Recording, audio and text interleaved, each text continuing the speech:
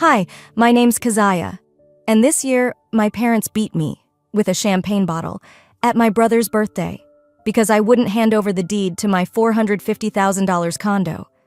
But that wasn't the worst part. They'd already erased me from our family photos. They tried to sell my home without telling me, and when I fought back, they made a video calling me the traitor. I never thought justice would look like an empty house or a folded napkin left behind. But maybe that's what happens when silence speaks louder than loyalty. Before we begin, what time is it where you are? And have you ever had to choose peace over people who share your blood? Tell me below, because this story doesn't end the way you think. It was a warm Sunday evening in San Antonio, the kind where twilight stretches long and golden across driveways and blooming oleanders. I pulled up to my parents' house just as the valet opened the driver's door. My Toyota sedan, scrubbed clean inside and out, looked wildly out of place next to the BMWs and Teslas lining the cul-de-sac.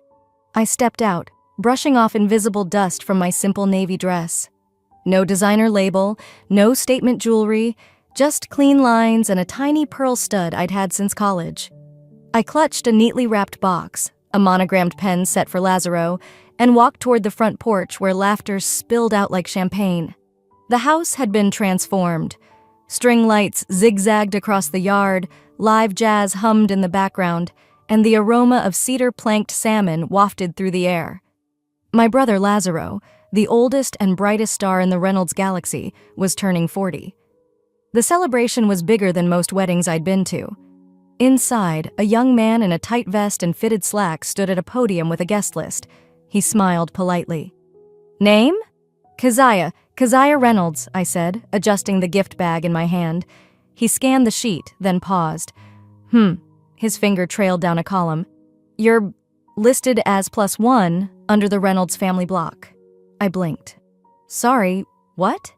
He turned the paper around, showing me. There it was, a carefully printed chart.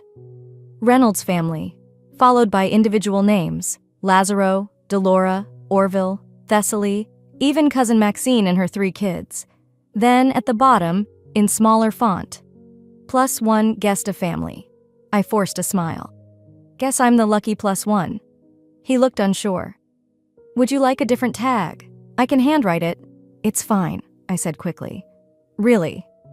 I pinned the generic guest badge onto my dress right over my heart. It pulled slightly at the fabric. I moved through the house, nodding hellos, ignored just enough to remember I was out of orbit here. The ballroom doors were wide open. Crystal chandeliers dangled overhead like floating planets, casting diamonds of light across tables covered in silk. I scanned the place cards. My seat was near the back, table 18. I walked toward it slowly, heels tapping softly against marble. Table 18 was tucked behind a thick pillar, right next to the kitchen door, where servers came and went with trays clinking and the occasional shout of, "Hot plate!" My place setting was slightly off. The silverware crooked, the napkin, folded into a limp swan, drooped forward like it had given up halfway through the evening. I reached to adjust it, pausing as the paper-thin wing fluttered under the air from the swinging kitchen door. I sat down and exhaled.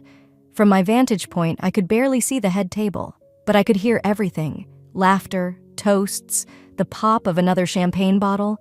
Lazaro was being hailed from every direction. "Our golden boy!" someone shouted. A woman in stilettos leaned over to kiss his cheek. Delora stood beside him, beaming with the practiced grace of a political hostess. "This is our son," she repeated over and over to different circles of guests. "He just made regional VP in 4 years. Isn't that something?" No one noticed me. Orville, my father, did glance over once. He caught my eye across the crowd, offered a slow nod, not a greeting, just acknowledgement that I existed, and turned back to speak with his business partner. I picked up the water glass and sipped slowly, letting the chill anchor me. My hand brushed against the napkin again, that sad little swan, crumpled and lonely on fine china. Maybe they just forgot to list me properly. Maybe someone mixed up the chart, or maybe, just maybe, I was never meant to stand out here. A server leaned over to clear the seat beside me. It had remained empty all night. "That one taken?" she asked. I smiled. "No, it's all yours." The clinking of forks on glasses started, and the lights dimmed slightly as the spotlight illuminated the stage. A microphone screeched softly before settling. A voice, deep, familiar, spoke into the system. And now, a few words from someone very special to us. Please welcome, Keziah Reynolds. I froze. My name echoed through the speakers, but not the way I hoped. The applause was still trailing off when I stood up, hesitant, confused. I hadn't prepared anything. I didn't know why I was being called forward. As I walked toward the small stage, heels clicking in rhythm with my racing pulse, Delora gave me a smile I couldn't read. It was too polished to be warm. There was a microphone stand in the center and a spotlight just slightly too bright. I shaded my eyes, scanning the room for some kind of context. Lazaro gave me a nod from the main table, Thessaly's hand resting perfectly posed on his. Orville sat with one arm draped behind Delora, grinning like he was watching a show he already knew the ending to. I reached the mic, waiting for someone to hand me a card, a script, anything. Nothing. Then the screen behind me lit up. A video montage started rolling. First, a picture of Lazaro in a Little League uniform holding a bat bigger than his arms.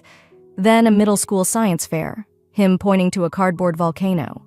High school graduation, college internship, a shot of him shaking hands with the mayor. Then blueprints, his first architecture project. Narration began. My mother's voice. From the very beginning, Lazaro was destined for greatness. He was the light in every room, our foundation, our pride. Then Orville chimed in. We always knew he had that spark, the kind of brilliance you don't teach. It's born in you. My jaw tightened. I watched the video silently, hands clasped in front of me, smiling because the alternative would be giving them a reason to say I was sensitive. Not once did they mention the $75,000 loan I wired Lazaro during his startup years. The weekends I helped him rebuild client decks when his software crashed. The night I slept on the floor of his half-built showroom so the carpet installer wouldn't bail. There was no trace of me in this history they had edited for the crowd. The video ended with a splash of gold cursive, a legacy in the making. Applause. People clapped politely, some even enthusiastically. I nodded faintly and turned back toward the mic. Delora rose from her seat, clapping as she approached. And now, she said brightly, a few words from the ever-thoughtful little sister. I blinked. So that's what this was. A staged speech. A performance they hadn't rehearsed me for. I glanced down at my dress, suddenly self-conscious. My hands were sweating. I leaned into the mic. It's a beautiful night, I began. And Lazaro, you've always had a gift for making the room light up around you. That's when she did it. Delora interrupted me, laughing like we were all in on the same joke. Oh, honey, tell them. Wouldn't it be the perfect gift if you handed them the condo key tonight? The room stilled. It wasn't the kind of silence that descends naturally. It was the air being sucked out of a room all at once. Someone in the back coughed. A phone camera clicked. My throat dried. I looked at her, trying to figure out if she'd lost her mind or if this was some sort of test. What? I asked quietly, not into the mic, just to her. She kept smiling. The place in Austin, that lovely 2-bedroom condo you've got, you're always traveling for work, and Thessaly and Lazaro are newlyweds. It just makes sense. Orville chimed in from his seat, voice booming. Come on, Kez, it's just a formality. You don't need all that space. It's not like you're using the guest room. It wasn't a suggestion. It was a maneuver. One designed to leave no room for a no, without making me look ungrateful. The crowd wasn't sure how to respond. Eyes darted, heads turned. Lazaro looked down at his plate. Thessaly's lips tightened. She didn't look surprised. This wasn't agreed on, I said into the mic, my voice suddenly sharper than I expected. The room reacted. A few gasps, some of sympathy, others of embarrassment. Delora waved a hand, still smiling like this was an improv act. Don't be dramatic, sweetie. It's just a gesture, a symbol of love. I could feel my chest tightening. Every cell in my body screamed for me to defend myself, to list every sacrifice, every loan, every family bill I'd covered when Lazaro's firm hit a dry spell. But I didn't. Instead, I stared at my mother. at the way her face was stretched into a mask of charm, at the way her eyes watched me not with affection but calculation. This was planned. Down to the exact moment. The audience fidgeted. Someone whispered, "That's bold." A woman nearby muttered to her friend, "She's not going to say no in front of everyone, right?" I set the mic down gently. It made a soft thud. My hand trembled slightly as I smoothed my skirt. And then I smiled, quiet, contained. The kind of smile that says, "I see you, and I will remember everything." I stepped off the stage, not knowing that the worst was still waiting behind the dessert table. I hadn't made it 3 steps off the stage when I spotted Orville waiting by the dessert table, arms stiff at his sides, his jaw tight. He wasn't looking at the cake or the guests. He was staring at me, and that was never a good sign. Delora stood just behind him, a champagne flute in hand, whispering something under her breath. From her expression, it wasn't concern, it was disgust.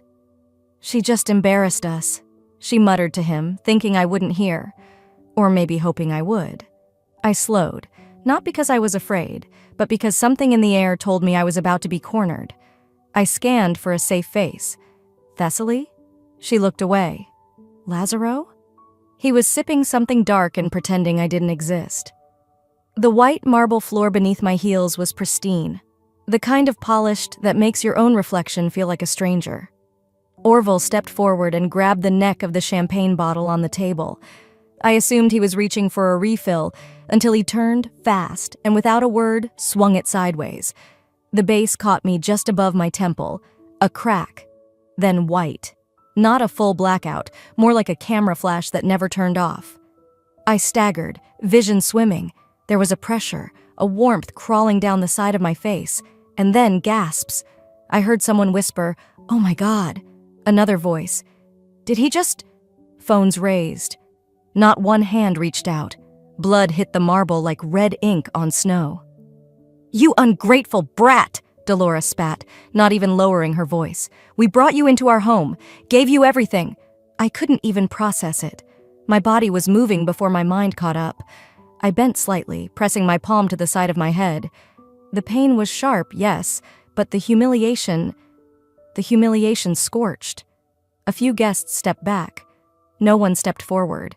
Jonah, my cousin on my dad's side, the one who always smelled like motor oil, shouted, "Someone call the police!" His voice cracked, but even he didn't move toward me. I straightened slowly, trying not to show the shake in my knees. My dress, pale blue, was already streaked with red. The marble shimmered beneath me, dizzying. "Is she okay?" a woman whispered near the fruit table. "She's being dramatic, right?" "No," someone else answered flatly. "That man hit her. I got it on video." I didn't scream. I didn't cry. I didn't even raise my voice. I walked. Through the stunned crowd, past Lazaro, who looked down at his plate like it was suddenly the most fascinating thing in the world. Thessaly touched his arm, but she didn't get up. Outside, the night was quiet. No one followed. I called an Uber with trembling fingers. Blood had crusted along my jawline by the time the driver pulled up. He looked nervous. "You all right, ma'am?" "Hospital," I said simply. At the ER, the fluorescent lights made everything feel colder. I filled out my own form, smearing ink with the edge of my bandage. The nurse was gentle, asking questions in a voice like she was used to women showing up alone. "Anyone coming to stay with you?" I shook my head.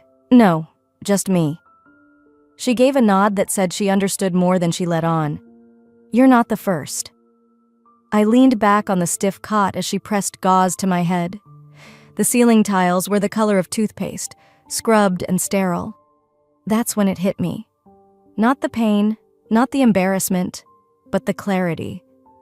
That was the last time I showed up for any of them. By the time I got back to Leah's place that night, everything ached. My scalp throbbed with each heartbeat, the dull pulse reminding me of how fast things had unraveled. She'd left the guest room light on, with a soft towel laid out beside the bed and a warm mug of chamomile tea on the dresser.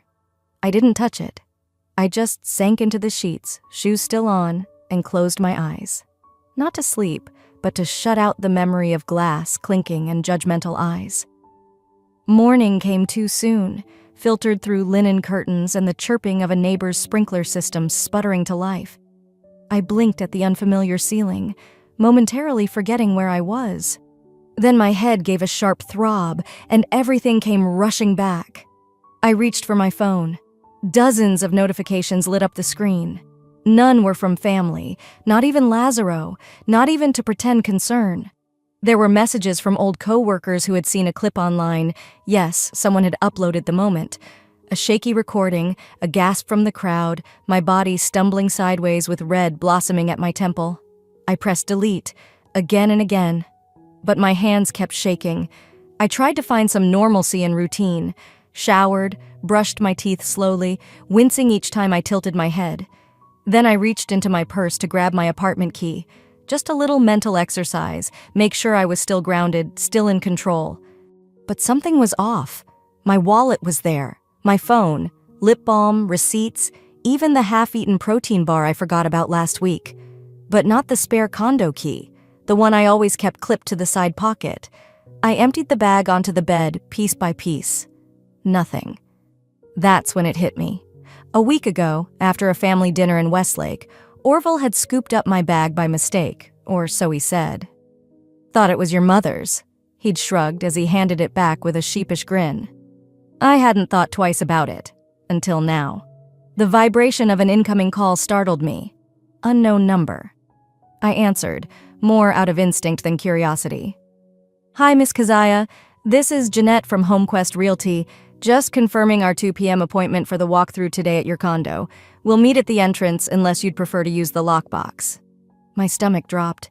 I didn't schedule anything, I said, my voice hoarse. Oh? Jeanette sounded confused, flipping through something on her end. It's scheduled under your name. A Mr. Orville Sullivan was listed as the cosigner, but the listing account was under your property title. I couldn't breathe. I never listed my condo. There was a pause. Would you like to cancel the showing then? I hung up. For a moment, all I could do was sit at the edge of the bed, elbows on my knees, phone in one hand, my other hand gripping the bedsheet like it might keep me from slipping into a free fall. They didn't just try to humiliate me. They were trying to erase me, piece by piece. I opened my laptop and stared at the screen, the cursor blinking like it was daring me to act. Then I opened a blank email. To marlo.steinberg@lawfirmco.com. Subject urgent. Hi Marlo, we met briefly last fall at the networking brunch. I'm hoping you remember me. I think my parents are trying to steal my home. I don't have proof yet, but I just received a call from a realtor about a walkthrough I never scheduled. They have a key I didn't authorize. Can we talk? Keziah Sullivan. I hit send, then grabbed my coat. By noon, I was standing outside my condo in East Austin with a locksmith, the sun beating down hard on the back of my neck. The man in coveralls nodded toward the doorknob. Someone's been in and out. The scratches are fresh, like they didn't know the exact placement of the key. Can you change the locks? I asked. Absolutely, he replied. Want to add a deadbolt too? I nodded. As he got to work, I leaned against the hallway wall, eyes fixed on the fine scratches near the handle. Not a break-in, no signs of brute force, just access, familiar, casual access, the kind that made your skin crawl. I didn't sleep much that night. The locksmith had left around 8, and I sat on the couch in silence, the scent of metal and lubricant still lingering in the air. I reheated leftover soup, barely touched it, then tossed and turned for hours. When morning finally came, my phone buzzed softly on the counter beside my keys. A new email from Delora Sullivan. Subject, Let's talk, Keziah. We love you. This has gone far enough. Please come by the house this afternoon. No guests, just us. Let's fix this. Mom. I stared at it longer than I should have. It wasn't rage that bubbled up. It was something quieter, warmer even. A sliver of that desperate hope I hadn't fully killed off yet. That maybe, just maybe, they wanted to talk. Like family. By 2:15, I was pulling into their driveway. The front lawn looked as it always did. Meticulous, with solar lights lining the flower beds and a porch swing that hadn't creaked in years. But the air felt off, too rehearsed.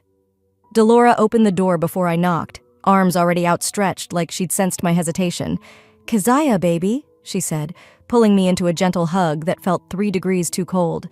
"Thank you for coming." I stepped inside. The living room had been staged. That's the only word for it. Fresh orchids on the coffee table, lemon tea set out with my favorite shortbread cookies, framed photos I hadn't seen in years, me and Lazaro at the lake when we were kids, that blurry one of me at my high school debate finals. Even the lighting was perfect, soft, inviting. Lazaro sat on the armrest of the couch, hands folded, lips pressed in a straight line. He looked up but didn't speak. Thessaly wasn't there. "Just us," Delora said again, gesturing to the plush chair I used to sit in when we opened Christmas presents. "We wanted to make things right." I didn't sit. Orville emerged from the hallway carrying a manila envelope. He gave me a look I couldn't read, somewhere between calm and smug. "We've been thinking," he said, "about how to keep things fair and clear. We don't want more misunderstandings, so we drafted something." He offered the envelope like it was a peace offering. "What is it?" I asked, though a part of me already knew. "Just something to help define family boundaries," he replied smoothly. "You know, so no one gets hurt again." I opened it slowly. The paper inside was thick, formal, legal. The words "deed transfer agreement" glared back at me in bold. The rest was cloaked in neutral phrasing: asset clarification, internal arrangement, mutual understanding. My chest tightened. I flipped to the signature line. "You're asking me to sign away the condo." Delora smiled, folding her hands in her lap. "It's just paperwork, sweetheart. A formality. You don't even need all that space alone." "You're not even reading it," Orville added. "Don't you trust us?" The room suddenly felt smaller, the air denser. I closed the folder carefully and set it back on the coffee table, just to the left of the tea tray. "You set this up like a reconciliation," I said, my voice quiet but steady. "The flowers, the cookies, the old photos, like you were inviting me home." Delora tilted her head. "We are." "No," I said. "You're inviting me to hand over the last piece of myself you don't already control." Orville's mouth twitched. "That's not what this is." I took a slow step back, surveying the room one more time. This wasn't peace. This was theater. I turned to the door. "I'm not signing anything," I said. "Not now. Not ever. This is theft with orchids on the side." Lazaro finally spoke. "It's just property, Keziah." I looked over my shoulder at him. "It's not about property. It's about what you think I'm worth." No one followed me out. I walked straight to my car, got in, and shut the door before the first tear could slip down my cheek. I didn't wipe it away. I just let it fall as I dialed Marlowe's number. He answered on the second ring. "Keziah? I'm ready to go all in," I said. "File everything." The next morning, I didn't wake to sunlight or the scent of coffee. I woke to silence, thick and full-bodied. The kind of silence that doesn't settle, it presses. I made myself a cup of black tea and sat by the kitchen window, letting it steep longer than usual. The condensation on the glass blurred the view outside, like it was trying to spare me the sharp outlines of a world that had shifted overnight. At 9:32 a.m., I parked outside Marlowe's office. Downtown was already humming, but inside the building it was cold and still. Marlowe met me with a nod and a folder already in hand. "I reviewed everything last night," he said. "They've left a mess, but here's the good news. You still hold the deed to the house they're living in." I blinked. "You're sure?" He flipped to the second page, tapping the signature line with his pen. "You bought it in 2010, remember? Foreclosure rescue. They never transferred it back. They've been living there on assumption and memory." I leaned back in the chair, letting the information settle like warm oil. "I gave them a lifeline," I murmured. "They turned it into a noose." He nodded slowly, offering me a choice without words. I took the pen. Back at home, I didn't feel triumph, just direction. I wasn't driven by rage. I had already given them enough of my life through raw emotion. This was surgical, quiet, final. Marlowe filed the notice to vacate within hours. We didn't notify them. There were no dramatic warnings, no shouting matches in parking lots, no staged interventions with extended family clapping like a live audience. This wasn't TV. This was real life. And real life hits back in envelopes. 3 days later, the sheriff delivered the eviction order. I didn't see it happen in person, but Lazaro, ever the online documentarian of life's milestones, captured it on a grainy home security camera and uploaded it to our extended family group chat like a cry for help. The footage showed Orville opening the front door in a wrinkled bathrobe, holding a half-eaten piece of toast, blinking at the man in uniform like he'd woken in someone else's life. Delora was behind him, mouth slightly open, frozen mid-sip from a porcelain mug. The officer handed them a sealed envelope and spoke too softly for the mic to catch, but the reaction needed no audio. Her body stiffened. Orville snatched the paper, skimmed it, and slapped it against the wall. The video cut off just before she shouted something at the officer, something I wouldn't have heard even if it had played. I watched it once, then once more, then closed the app. That night, I sat in my condo, lights off, sipping chamomile with honey. My phone face down, the screen black. No music, no Netflix, just quiet. The world outside continued moving. Cars rushed past, a dog barked in the distance, and someone played jazz on a balcony a block away. But inside, time felt still. I didn't cry. I didn't pace. I didn't toast the air. I just sat there and breathed. Sometimes justice doesn't look like standing over someone. Sometimes it looks like choosing not to stand next to them ever again. My phone buzzed once. I almost ignored it. Then I turned it over. A message from Thessaly, only one line. "They've done worse than you know." Thessaly's message stared back at me from the dim screen, glowing like a confession under a spotlight.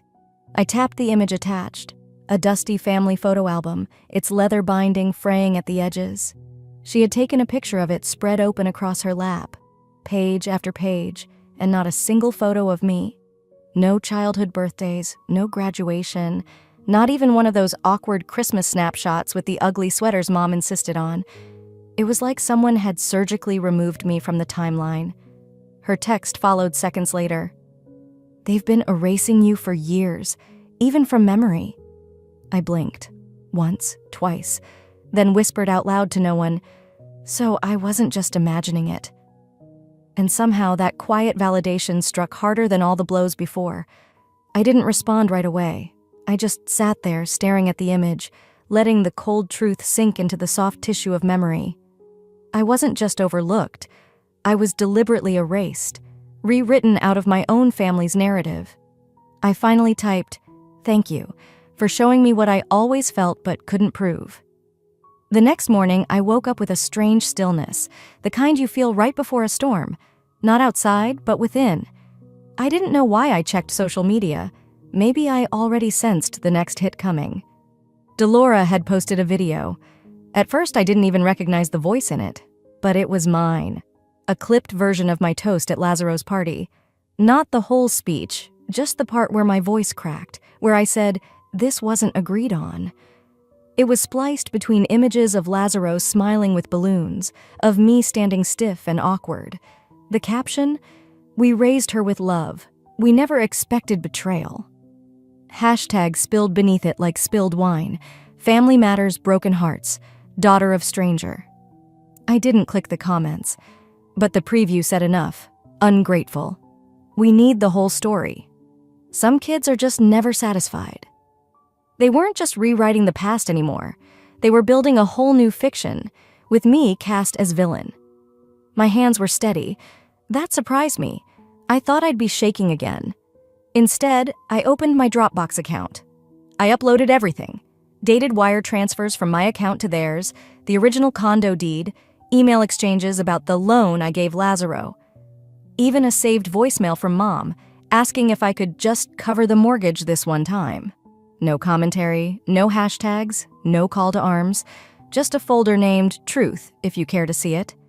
Then I shut the laptop. I didn't need to watch it go viral, or not. That wasn't the point.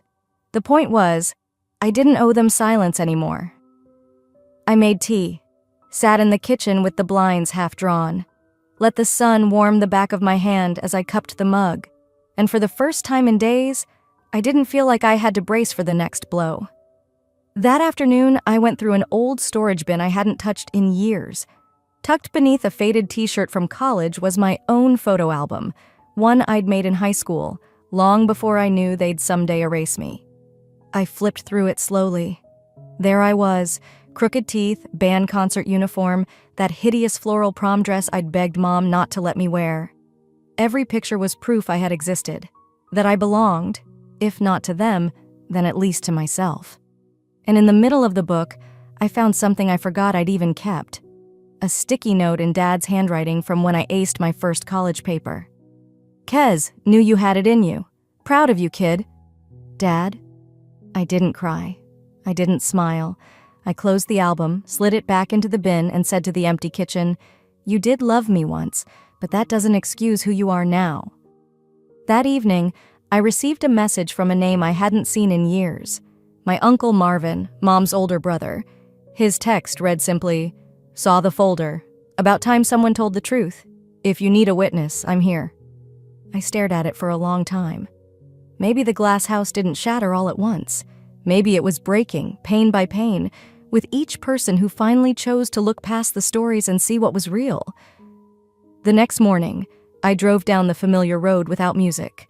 Just the hum of the tires and the occasional street light flickering past the windshield. I didn't rush. There was nothing left to race toward, and nothing left to avoid. By the time I pulled up to the house, the moving truck was already there. Parked diagonally across the driveway, its back door wide open, waiting. The realtor stood by the gate, clipboard in hand, her tone brisk and professional as she nodded to the workers hauling boxes from the garage. They weren't my parents' boxes. Those had been taken or abandoned days ago when the eviction order was served. What remained were leftovers, objects stripped of meaning. I stepped out of my car and shut the door gently. I didn't need force anymore. That part of me had quieted. As I approached the front steps, the air felt heavier than it should have. The weight of a place that once held laughter and casserole pans, Sunday crossword puzzles, and back-to-school photos taped to the fridge. Now it held only the echo of absence. Inside, the walls were bare. No photos, no paintings, not even the dust left behind by picture frames. The light filtering through the blinds landed flat against the empty floor like it was too tired to glow. I walked through slowly. No tour needed. I knew every inch. The scratch on the kitchen cabinet Dad had sworn he'd fix. The corner of the living room where I used to build forts out of pillows. The chipped tile in the hallway bathroom Mom blamed on contractor error. But I knew Lazaro had dropped a hairdryer. It was all still here. And yet it wasn't. Then I saw it. On the kitchen counter. A letter with my name on it. It wasn't handwritten. Just my name printed in a stiff, indifferent font, like a utility bill or a jury summons. I opened it with a flat palm, not expecting kindness.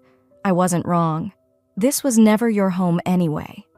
That was it. No signature, no attempt at apology, just a parting shot on a piece of standard printer paper. I folded it once, then again, and tucked it into my coat pocket without reading it a second time. I didn't flinch. As I turned to leave, something made me pause at the hallway cabinet. A small wooden door, the kind no one ever really used, tucked beneath the stairs. I hesitated, then opened it. A single shoebox sat inside, unmarked, covered in a fine layer of dust. I brought it to the kitchen island and lifted the lid slowly. Inside was a photograph.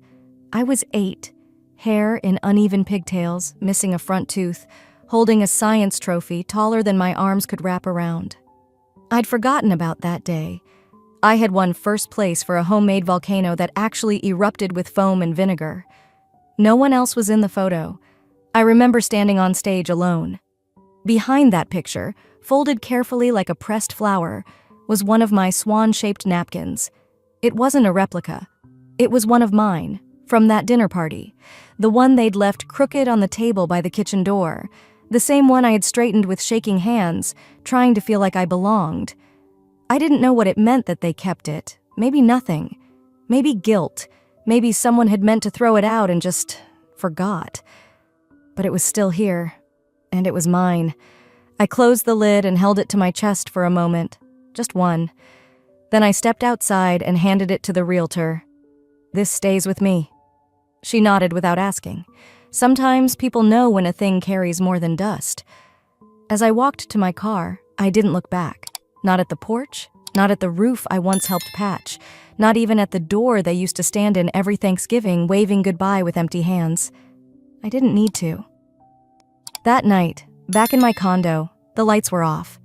I sat in the kitchen with the box beside me, the swan napkin in my lap, my fingers smoothing its edges.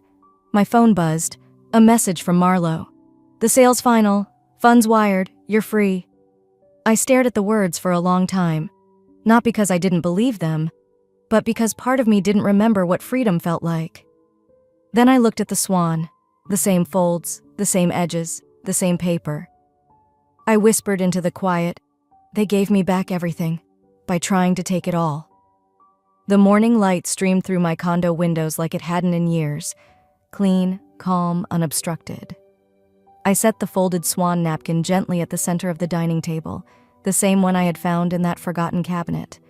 That soft, creased linen felt like a whisper from an older version of myself, a quiet promise kept, not by them, but by me. The room around me was still. My kitchen smelled of cinnamon and fresh polish. For the first time, I wasn't waiting on a call, an apology, or permission to feel peace. The silence didn't press on me anymore. It wrapped around me like a soft shawl. Then the envelope came. Tucked in a pile of mail, it was cream-colored and thick. My name handwritten in cursive across the front. I recognized Thessaly's handwriting before I even opened it. Inside, a baby shower invitation, formal, tasteful. And then, at the bottom, a quick scrawl. "I'm sorry, I didn't know how far they went. You deserved better, Thessaly." No flourish, no excuses, just acknowledgement. And a weight I hadn't realized I was still carrying lifted slightly. I stared at the card for a long while. Not out of indecision, just reflection. A part of me wanted to tear it up. Another part, a wiser, more weathered part, knew the cost of burning bridges for smoke that wouldn't warm me anyway. So instead, I wrote a check to the local women's shelter. In the memo line, I wrote, "In honor of a new beginning." And I didn't attend the shower. Some cycles don't need to end with screaming. Some stories don't require fire. Silence, when chosen, is its own revolution. That evening, I cooked dinner. Just a simple pasta dish with garlic and thyme. I set 2 plates, not out of habit, but intention. Amina arrived 15 minutes later, her arms full, a bottle of wine in one and a tiny orchid in the other. "You need more green in here," she said, setting it by the window like she'd always lived here. We ate slowly, like people who had nothing to prove to time. The conversation wandered from work to books to a show she swore I'd love and I swore I'd never start. At some point, I looked at the swan on my table. It wasn't fancy. Its edges were soft now, the crease not as crisp as the ones I used to fold for family parties, trying to impress people who never truly saw me. But this one sat alone. And it was enough. I thought about the girl I used to be, hiding in corners at events, smiling too wide when ignored, folding napkins like origami shields. And I thought about the woman I had become, not cold, not cruel, just complete. I turned to Amina, refilled our glasses, and raised mine slightly. "To building our own tables," I said. She clinked her glass to mine. "And never begging for a seat again." That night, I didn't think about what they lost. I thought about what I reclaimed. Not just property or dignity, but presence, identity. A quiet kind of power no eviction or lie could ever touch again. And that, I decided, was worth more than any inheritance they ever withheld. Sometimes the deepest wounds come not from strangers, but from the people who raised us. This story isn't just about betrayal. It's about reclaiming your voice, your space, and your peace. Have you ever had to walk away from family to protect your soul? Tell me in the comments. I read everyone. If you believe in healing through truth and quiet strength, subscribe for more stories like this.